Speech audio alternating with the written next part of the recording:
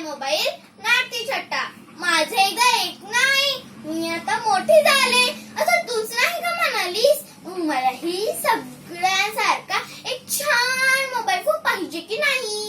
कशासाठी म्हणजे काय, बोलण्यासाठीच नसतो फोन. वा गमतच आहे. ताईंनी मागितला की लगेच मी तो फोन. दादा तर कॉलेजला सुद्धा नाही त्याचा मोबाईल. बाबांकडे तर दोन मोबाईल फोन असतात आणि आम्ही मागितला की म्हणे गरज काय त्याची. ताईडे उगीच काही बोलू नकोस. तुला जेव्हा मोबाईल मिळाला तेव्हा मी काही बोलले होते का.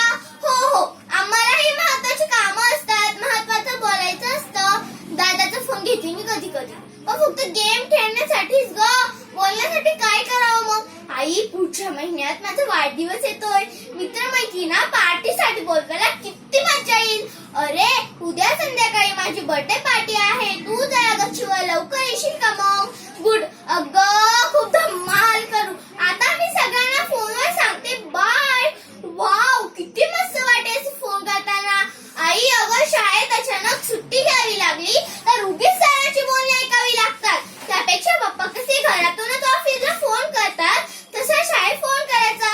Hello sir, good morning sir, मला आजची सुट्टी मिळेल का जरा. घरी महत्वाचं काम आहे.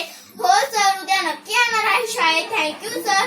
खूप काम करता येतं तशी. तू सांग ना बाबांना. ताईच्या वेळी नाही का तू सांगितलं बाबांना ताई तुझी लाडकी. मी काय दोडकी का ग. आता तुझ्याकडे नसला म्हणून माझ्याकडे नको का ग मोबाईल. माझा मोबाईल आला की तो आपण दोघे मिळून वापरू.